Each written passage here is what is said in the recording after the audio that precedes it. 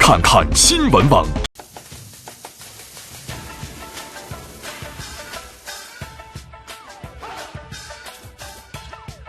美味2选1，吃货来比拼。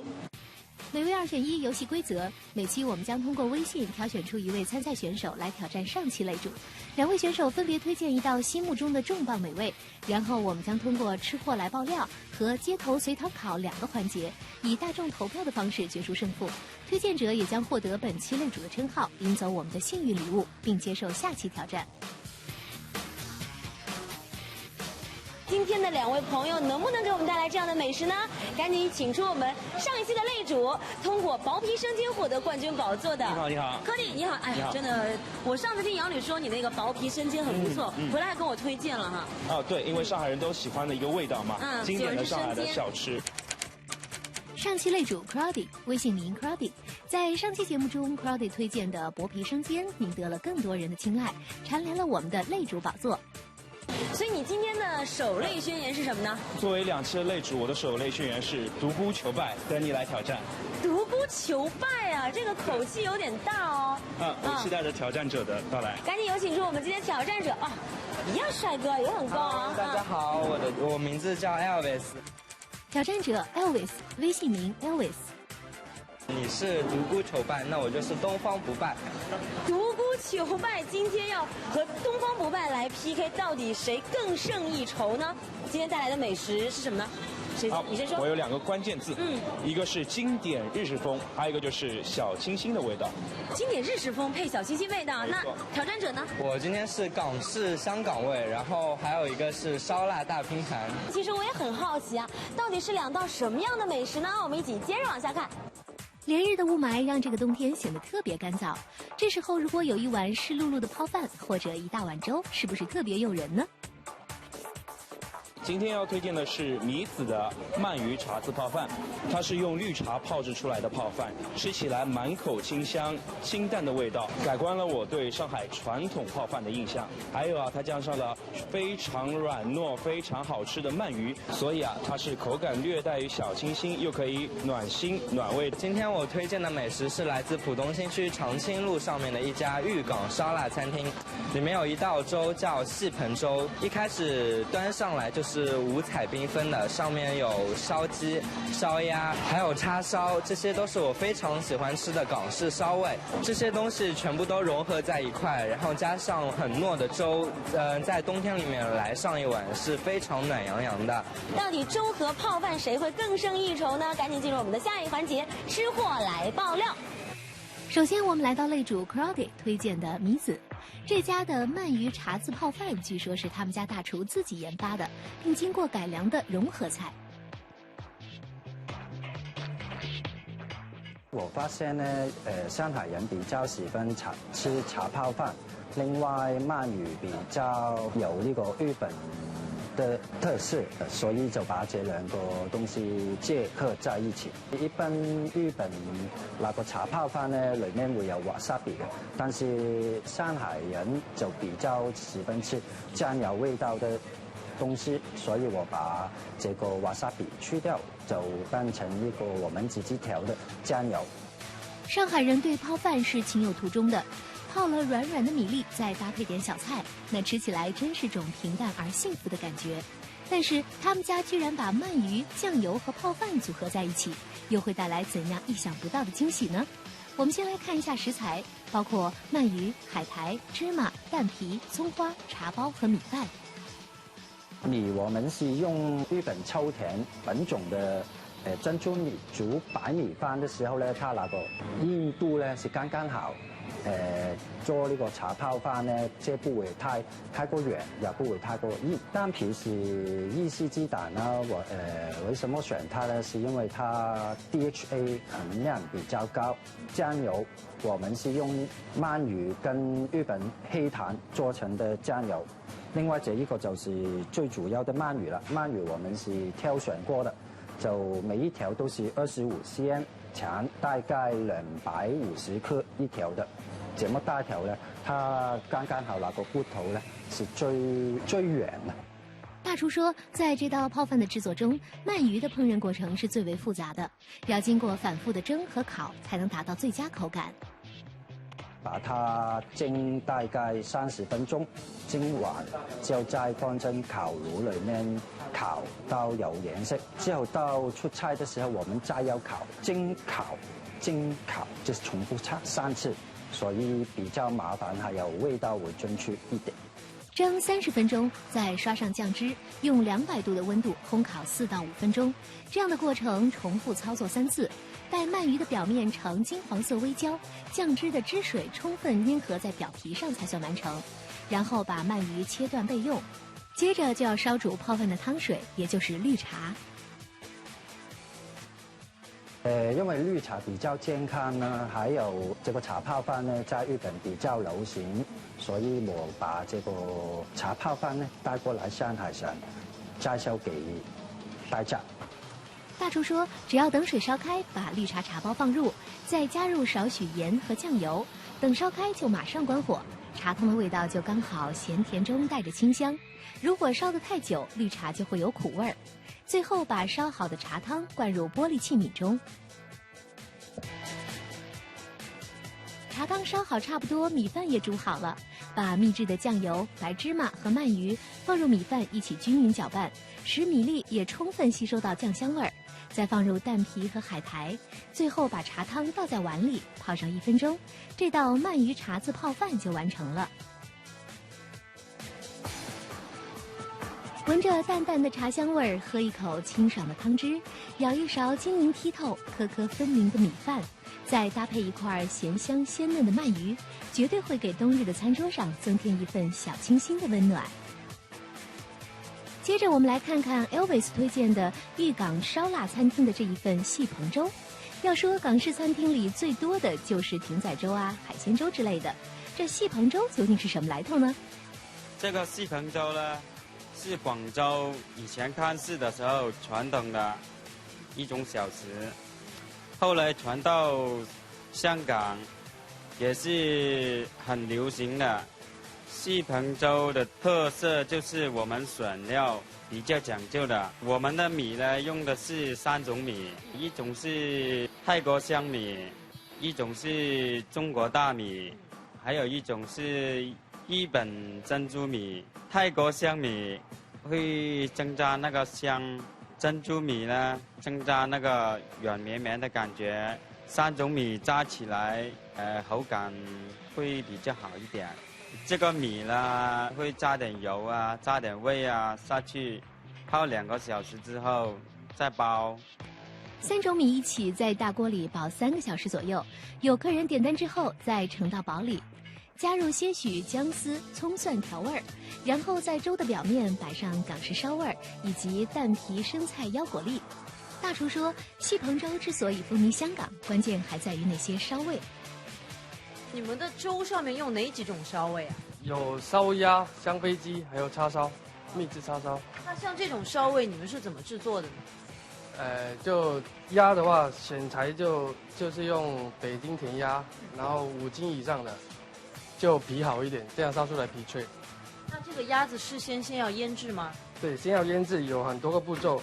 首先要先洗好鸭子，然后第2个要进料，接着还要穿针打气、拉皮水、吹干，吹3、4个小时以后才可以烧。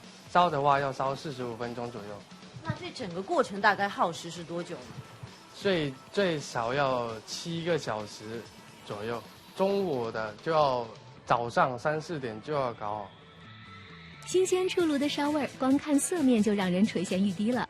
大厨说，其实最早的戏棚粥呢，是因为看戏的人喜欢拿着碗儿挤在戏台前边边看边吃，所以就提前把烧味加在自己碗里，图个方便省事儿。久而久之，就成了街头巷尾的美味小吃了。平时我们做烧味都是切块的，为了这个粥才切丝的，因为切丝口感好。其实细棚粥的食材并不局限于烧味，有的会选用海鲜，有的会选用卤味儿。简单来说，就是爱吃什么就放什么，足够随意，也足够经典。而这边的特色烧味，也让这一锅细棚粥锦上添花，回味无穷。这才到到了这个眼见为实的时候了。哎呀，你这个我有种感觉，好像有种小巫见大巫的感觉吧？别看它的包装简单，这正是我们日式的经典所在。它呀有着朴实而又精细的特点。朴实而精细的。你看看这边，哦，哇塞，把粥也做得很丰富。那你这边赶紧把盖子切开来看一下喽。闻上去这个是有很浓的像海苔那种香的味道哈，所以接下来2位都已经把美食端在面前了，那前面也站了很多朋友了，赶紧进入到我们的下一环节街头随堂考。在这一环节中，我们将会把2种美食分别给路人朋友品尝，究竟我们的吃货推荐的泡饭和粥吃起来味道如何呢？赶紧来听一下大家的评判吧。那觉得这个泡饭的味道怎么样？味道还是很鲜美的，里面是鳗鱼嘛，然后里面带有茶香的味道，然后它这个米粒是颗颗分明的嘛，味道比较鲜一点。OK， 那我们再来尝一尝这个粥好了，来。它这个米已经是炖的，已经烂掉了，已经是很入味了嘛，而且它这里面有叉烧的味道。看2个，你更喜欢哪一个？我更喜欢有这种也带有叉烧的。是个粥是吧？对对，而且粥比较养胃嘛。泡饭的味道怎么样？那个鳗鱼味很足，很入味，然后有点像上海那种老泡饭的感觉。老泡饭带有一点日系口味的老泡饭是吧？那尝尝这个粥好了。这个粥比较咸，味道也很好。然后就是我觉得这个结合很好，就是烤鸭跟粥啊，对，跟粥一起放在一起。那如果2个让你选的话，你更喜欢吃哪个？喜欢吃泡饭，还是喜欢吃泡饭一点？对。真比较美好，跟自己烧的粥有区别吧？他烧肯定没烧的应该好吃，对吧？还可以啊。那阿姨泡饭的味道怎么样？这是鱼吧？鳗鱼。哎，这个是鱼。好像有茶叶。茶叶的味道。对。所以感觉吃下来你更喜欢哪个？说老实话，这个。看来2种美食是各有千秋，不分伯仲。在经过了多位路人朋友的品尝后，终于到了我们的投票环节了。所以大家开始投票。根据游戏规则，大众评审每人1票，票数超过半数的美味则取得胜利。让我们拭目以待。我们来看一下这边选粥的，一共是有1、2、3、4、5位朋友。再来看一下这边泡饭，哎呀，1、2、3、4也是5位啊。这个好像今天好像是第一次会有说首擂主和挑战者打成平手的。既然难以分出高下，节目组决定2位吃货下次继续比拼，而他们每人将获得价值298元的百里通水果卡1张。每位2选1，吃货来比拼，我们下周再见。许多宝宝都出现了感冒、咳嗽的症状，除了吃药，有什么好的食疗方法可以让孩子乐于接受呢？今天我们就请来了一位辣妈达人，教大家3种食疗妙方。在我身边呢，就是我们的辣妈小雪了。小雪你好。你好。小雪，辣妈达人，擅长 DIY 各种适合宝宝的美食。哎，您的宝宝现在几岁了？现在21个月。21个月，平常的话就会自己学做一些东西给他吃，是吧？是啊，在这个秋天比较容易干燥的季节，宝宝又很容易咳嗽嘛，身体缺水啊，比较燥热的情况下，就会经常做一些各种各样的东西给他吃了，然后调理一下什么的。他吃了效果怎么样？还不错，就是说对于咳嗽啊，或者是比如说大便不畅啊，或者什么都会有很好的效果的。太好了，今天我们就要找这个止咳的美食啊。这个就是非常简单的入门级的一个叫盐蒸橙子。橙子，然后拌上盐，还要蒸是吧？对，有蒸才会有那个把陈皮的效果给蒸出来。您今天是用橙子来做的，用橘子行不行？这就要分了，因为用橙子的话针对的是热咳，用橘子针对的是寒咳。就怎么区分呢？就是橙子它本身是中性的，但是它有点偏凉，所以它针对的咳嗽的人群就是属于那种秋天那种肺燥热，或者是因为气滞血瘀造成的那种咳嗽，它会痰比较黄，比较粘稠，然后喉咙痛啊，然后又会口干口苦，这样子就叫热咳。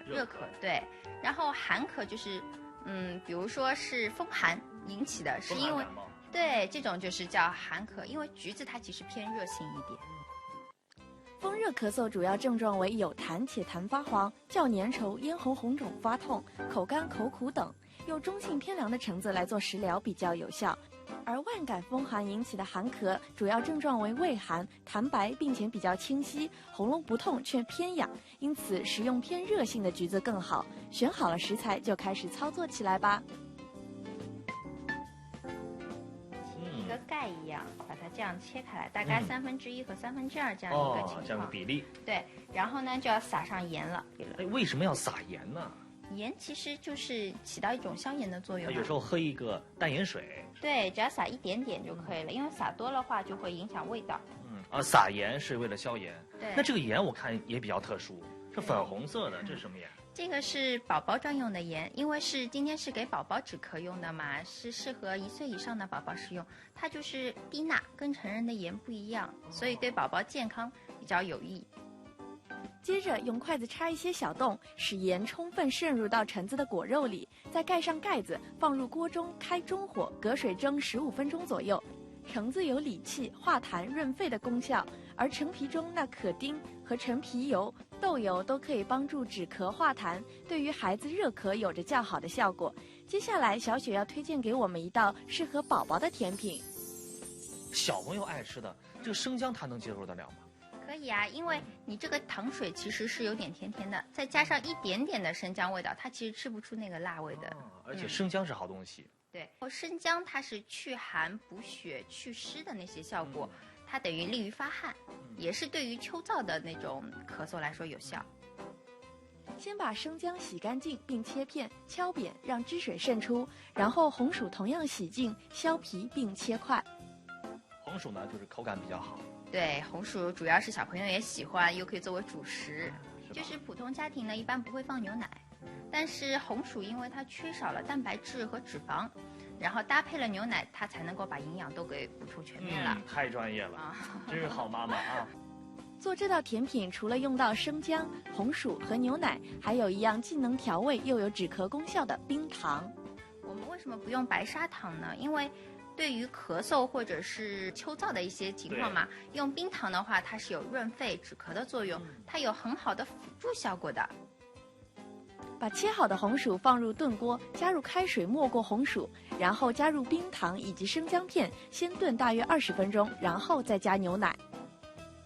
现在我们做最后一步，是吧？对的，因为就是你现在看一下，这个红薯呢，你用筷子插一下，就是这样酥的那种状态了，酥烂的状态。对，这个时候呢，你就可以加牛奶了，一下子倒进去，牛奶倒进去，就倒进去的话，也不用滚太长时间吧？对，牛奶热一下就可以了。对，只要它能够温热的那个效果就可以了。这道甜品最关键的是加入了生姜和冰糖，有助于化痰止咳、发汗除湿，让宝宝吃的营养又达到很好的保健效果。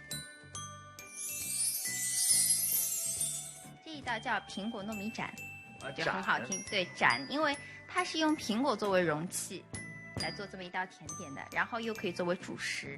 小雪告诉我们，大家熟知的川贝炖雪梨虽然有很好的止咳功效，但是生梨很容易炖烂，川贝的苦涩也往往很难让孩子接受，所以她学习了这道苹果糯米盏来代替。她需要用到的食材有苹果、糯米、陈皮和冰糖。糯米它是养胃的，其实就是润肺养胃。那陈皮有什么功效？化痰止咳，而且它是可以对于小朋友少食容易就是拉肚子啊什么都有很好的效果的。适合小朋友的食疗方法不仅要达到止咳功效，还要有好的口感。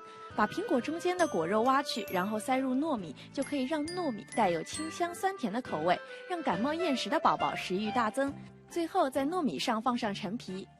陈皮呢，大家不要买外面已经做好的那种蜜饯。它那个本身是带有咸味啊，什么就是有其他调料的嘛，添加剂一类的。对，我们这个呢，主要就是要用它的功效，所以买药房那种。然后呢，就是最好就把它弄成一小条一小条。然后呢，冰糖我们是要撒在这上面的，是让它在蒸的时候呢，味道能够下去。最后只要隔水蒸半小时就可以了。陈皮的止咳作用加上糯米的温补脾胃，是对抗宝宝秋季感冒的好拍档。3道菜都做完了，究竟好不好吃，合不合宝宝的胃口呢？还是请小嘉宾浩浩来验证一下吧。我觉得很适合小朋友，而且小朋友浩浩已经忍不住了呀，在那喝。哎，咱就要尝一尝吧，好吧？自己手拿哈。好一大颗。好吃吧？来，你的小勺子给妈妈。浩浩尝尝这个可好吃了。好吃吧？好吃啊！好吃，你要拍拍手呢。拍手。食材还是身边这些熟悉的食材，但是通过巧妙的搭配，就可以让宝宝既吃得愉快，又发挥出止咳抗寒的功效。你也不妨试一下吧。现在呢，我是来到了国河路的江湾体育场。那在我身后呢，有一个非常大的这个农展会啊。现在天气也是越来越冷了，而且呢，最近我们应该抓紧时间好好进补，马上就要这个过年啊，放假可以到处去旅游。到底有些什么好吃的东西呢？让我们进去搜搜。这临近年末了，展会上来采购的人也是越来越多了。随着天气的逐渐变冷，进补也被很多人提上了日程。那为什么买甲鱼？甲鱼为什么？回家怎么吃？蒸着吃。蒸着吃哦，以前吃过吗？吃过。您觉得吃甲鱼对身体有什么好处？吃甲鱼补的吧？要补对吧？那您挑选甲鱼是怎么挑选的？我看它这种类这么多，有什么不一样吗？您能看得出吗？我看那个价位不一样，我要买好的。买好一点的，价位贵的总会好，对吧？对，这是野生的。野生的。这个好的甲鱼，它首先看它的指甲，指甲是非常尖，而且我们这个指甲它没有经过人工磨过，它出湖的时候就是这么尖的，而且它的背是开花背的。什么叫开花背？就是说它这个背上是这样子呢，有一颗一颗的这样子花的，哎，对，像斑点一样的。而且它这个甲鱼眼睛是雪亮雪亮，你可以看一下它的眼睛。它在看着我。它的眼睛雪亮雪亮，它的牙齿跟眼睛的那个牙齿跟指甲的颜色是一致的。而且最主要是这个野生甲鱼，纯野生甲鱼，它杀开来，它里面的肝特别的小，它跟普通的甲鱼不一样。普通的甲鱼杀开来肝比较深比较厚，它这个甲鱼比较深比较小，这甲鱼粘性很足，这个甲鱼很好的这个甲鱼。这个是野生的，对，它是纯野生，280，原价500多的，现在280。说到进补，海参也是不错的选择，这个天气吃还能润肺祛痰。像吃海参吧，它有个清肺润肺的功能。还有清肺润肺功能。对呀，它这个清肺润肺不比冬虫夏草差，再一个什么，它可以提高人体免疫能力。像我们大连嘛，就是从入冬，自古以来就有入冬吃海参的习惯，就跟上海入冬就开始吃膏肓是一样的。对，这个海参能发到多大？像这么小的海参，它发殖率长发率长短是2到3倍，能发到这么大，1天1根基本就够了，效果也是够用的。除了食材，水果调理也很重要。很多水果都对肺部有很好的净化作用哦。这边都是卖苹果的，这边都是卖梨的，是不是？对。这两天是不是生梨卖的特别好？现在雾霾天气，多吃点水果，知道吧？润肺清肺是不是？清肺。这边的梨是产自哪里的？这是新疆库尔勒的。库尔勒的梨和普通地方产的梨有什么不一样？这个小盒子，这个小盒子皮特别薄，知道吧？甜的，糖分特别多，对，水分多。看到这个摊位前人头攒动的样子，就知道水果不错啦。而小美兜兜转转，还找到了一种特别的菌菇。从小呢，大人就教育我这个吃蘑菇一定要吃这种没有颜色的，有颜色的一定会是毒蘑菇。但是今天呢，真的是，颠覆了我的人生观。我们看这里居然有红色的小蘑菇，天哪，让我想到了采蘑菇的小姑娘，不知道会不会去采它。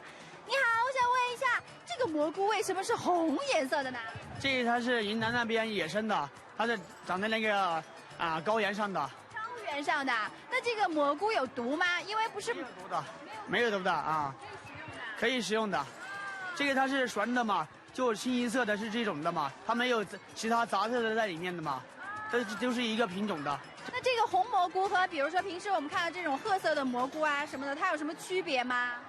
区别就是它这个味道要好一点，比这些的它还有这个功效要好一点，它抗癌这些软化血管吃的对人体有好处的。这种红色的菌菇由于生长在高原，富含的营养价值也会略高一些。虽然颜色有点惊人，但是吃口也是不错的。有空的话，您也不妨来尝个鲜。那现在呢，已经接近年底了，可以说有越来越多的聚会。今天来到这里，看到很热闹，也有着很浓厚的节日氛围。那在这里可以为大家谈到哪些美味呢？跟我一起进去看一下。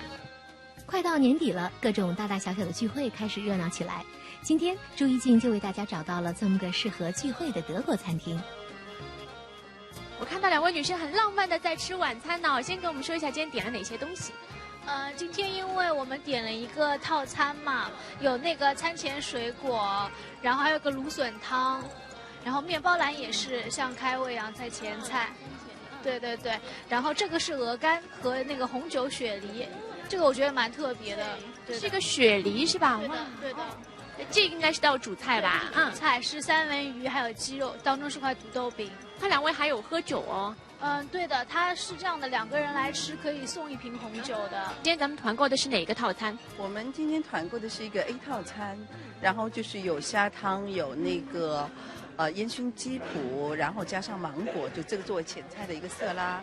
然后还有一个鹅脯加上大明虾，煎大明虾作为一个主菜。我们是4个人按照自己的口味，就是每个人或者是点 A 或者是点 B 的套餐。咱们今天这个是个套餐吗？对，是个套餐，然后就要268，因为平时西餐厅的价格也挺贵的嘛，然后就觉得说这里的套餐，然后这里性价比也很高。餐厅一共有2种不同的套餐可以选择，前菜的面包和水果是固定的，汤品分别是芦笋汤和海鲜汤。看到这边有一位外国朋友，你好。你好。会说中文呐？会的，一点点。哇，说得很好。你是来自于哪里的？德国的。德国，其实这正好是一家德国餐厅是吧？是的，对对对。觉得这边东西正不正宗？还是很正宗的，对啊，就跟我们德国那边差不多的。差不多，你觉得哪些东西很正宗？给我们推荐一下。当然，首先就是那个面包。德国面包的特色就是有很多不同的嘛。中国一般来说只有一个那个白色的面包，对吧？这个那个口味还比较多一点。这德国人还真有意思，对他们家的面包情有独钟。不过也能看出这家德国餐厅的地道。紧接着上的菜是冷菜 ，A 套餐的冷菜是芒果鸡肉。我觉得就说芒果的话呢，因为有一点水果的，然后可以正好是掩盖烟熏的一个鸡肉的这样的一个味道。这样的话呢，就是在嘴巴里的话呢，它就是有一个比较综合的一个口味，然后我觉得很好。就等于说这个芒果甜甜酸酸的味道可以盖掉一点烟熏这种味道，是吧？这算到一道色拉吧，其实。对，前菜。而另一个套餐里面则配的是红酒雪梨。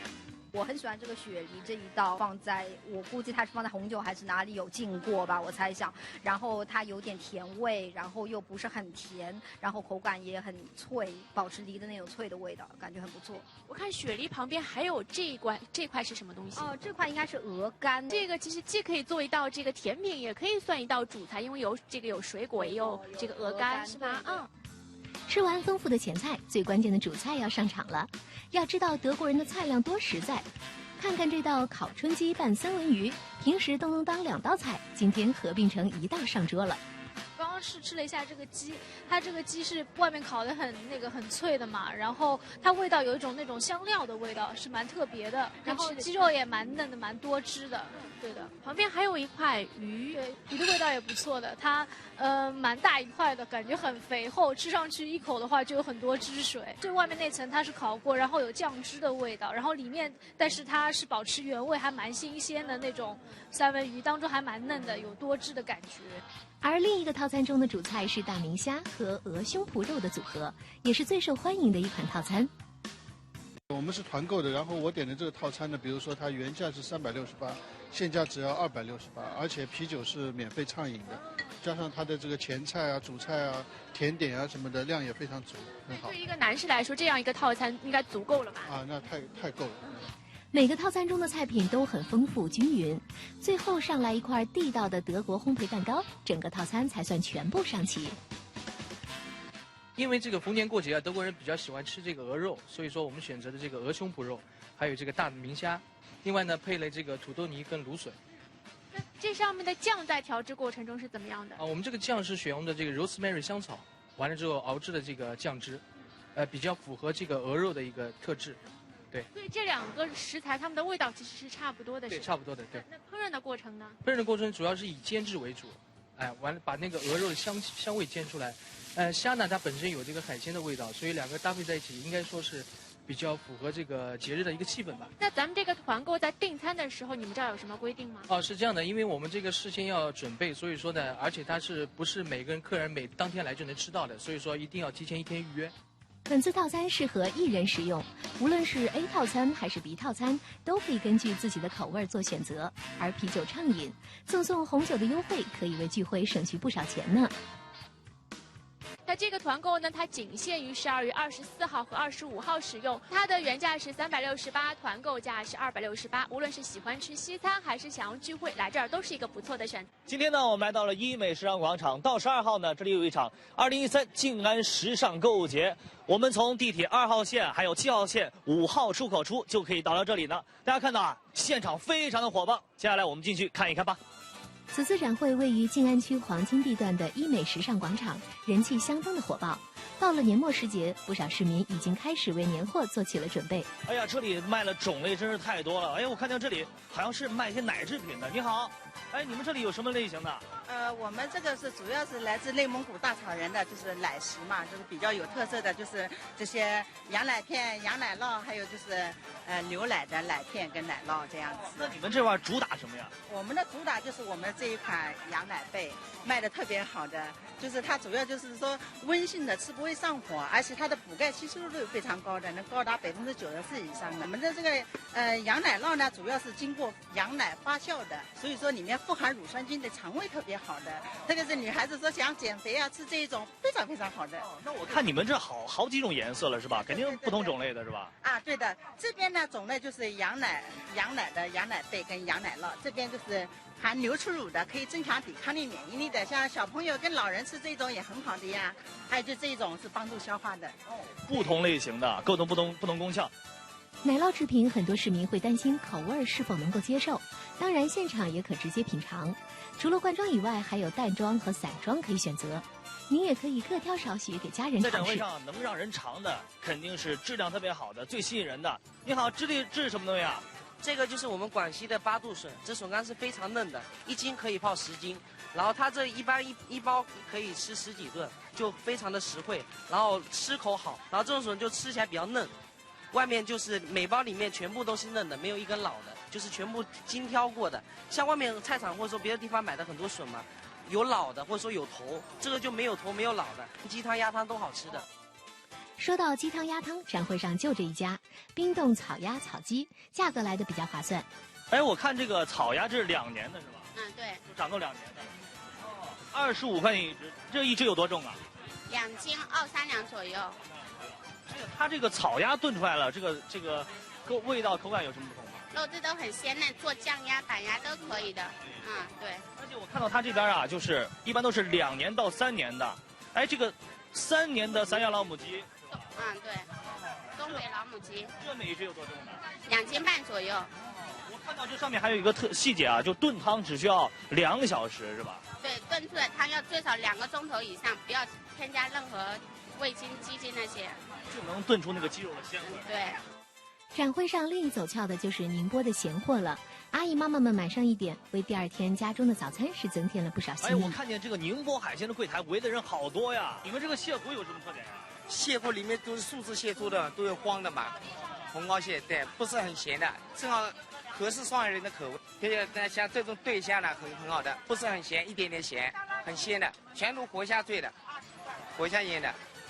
最后再提示一下，此次展会从12月9日至12月12日，在静安寺附近的医美时尚广场。如果新年前期您还没做足准备工作，不妨前去逛逛吧。有李阳给大家送礼了，大家好，我是冰浩。你看这个天气啊是越来越冷了，所以很多朋友呢都不太爱在家里下厨了。可是也不见得说总天天下馆子吧，也不太经济实惠。所以这个时候，如果说有一个电磁炉在家的话，我们就可以自制火锅了。那今天的奖品呢，就是由苏宁易购提供的电磁炉一个，赶紧去看看谁会获得这份幸运。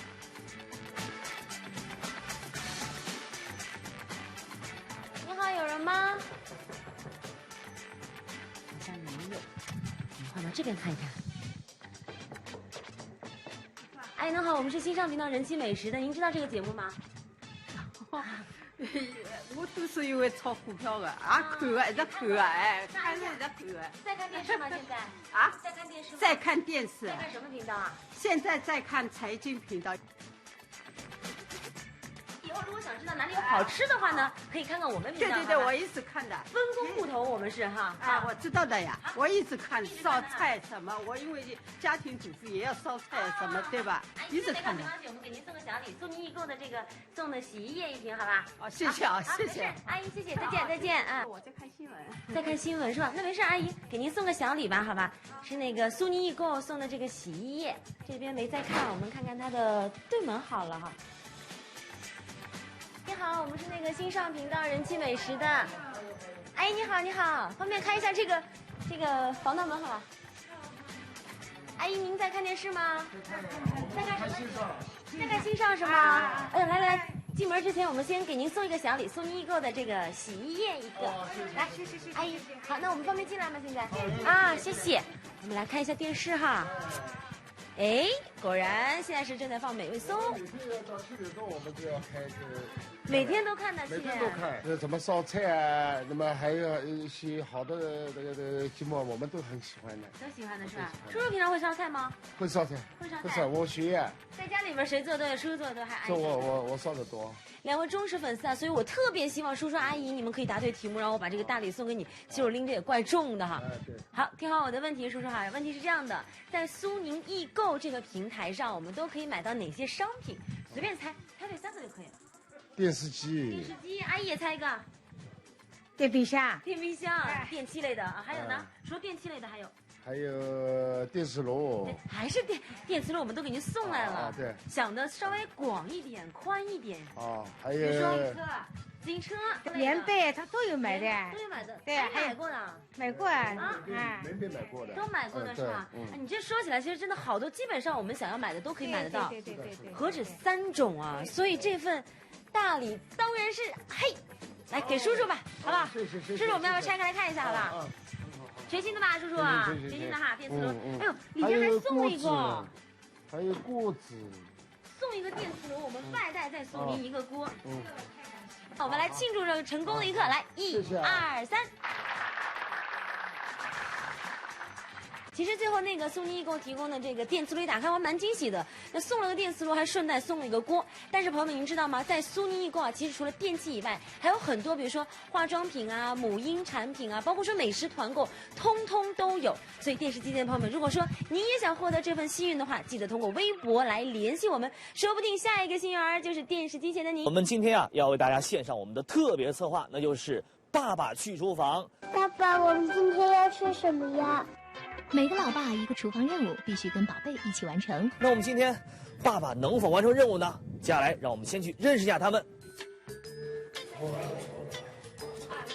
错了，差点找错。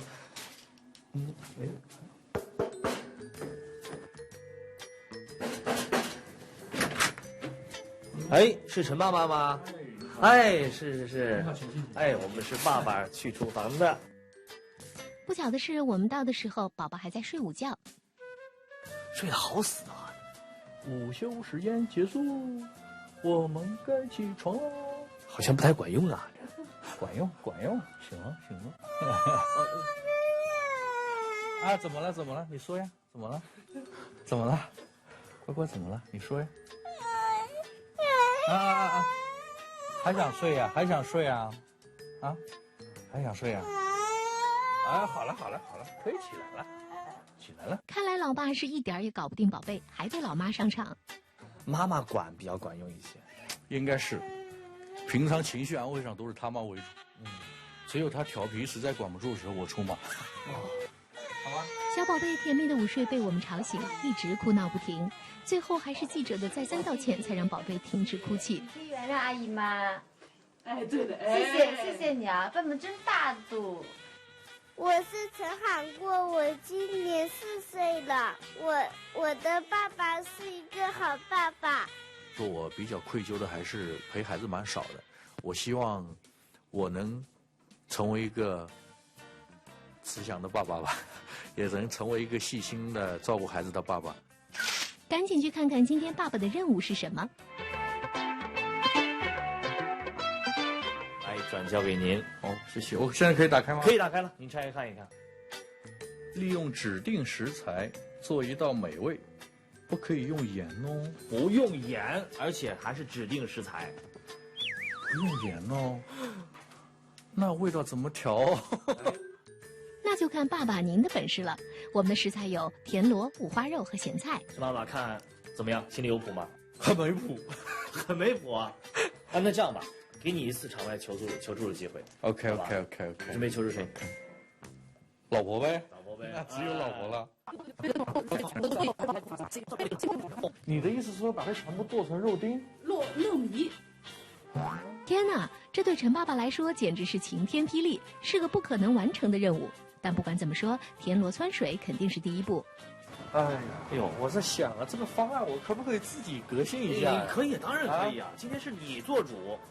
那是，我觉得按照那个方法，我怕我做不来。对，我想把它切成肉片嘛。哦，肉片。我不想弄田螺这个，我按照我自己方案来喽。好啊。五花肉切片跟田螺要怎么结合呢？陈爸的想法有点奇特。加点粉浆一下，这样的肉炒出来会，听说啊，会比较嫩啊，只是听说。哎呀，今天你是完全是第一次呀，啊，处女秀。为什么我要帮忙的？帮忙。一会儿我等爸爸这个螺丝好的时候，你帮我把里面肉挑出来，好吧？好。还别说，小家伙还挺能干。插进去，接着这个，接着这个碗。来，挑出来。好，继续，手把它拿出来都可以。好了，放进去，拨下去。哎呀！再来一个吧。还要弄吗？我不想他不想弄。哎呦，你看你爸爸的任务都没完成哦。估计现在宝宝们的任务其实就是玩。谢。我自己。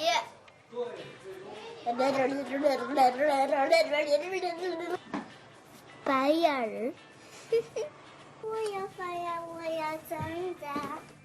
宝贝自娱自乐，老爸厨房里忙得不可开交。我打算是这样，把肉切成片儿，把螺丝肉挑出来也切成片儿，然后再把跟咸菜一块炒，就炒就可以了。对，爆炒。肉片炒到变色，先盛出来。这两个先炒哪一个呢？哎呀，我觉得你每做一步都是面临选择呀。对呀，好多不确定。你看，我觉得菜更容易熟啊。好啊。应该是先放肉。好啊，是吧？田螺肉炒好，放炒过的肉片，最后放咸菜。倒一丁点，因为不能够放盐，所以我们要稍微倒一点。生抽来调一下味道。哇，好香啊！自己被陶醉，香不香？我们可以放一点糖。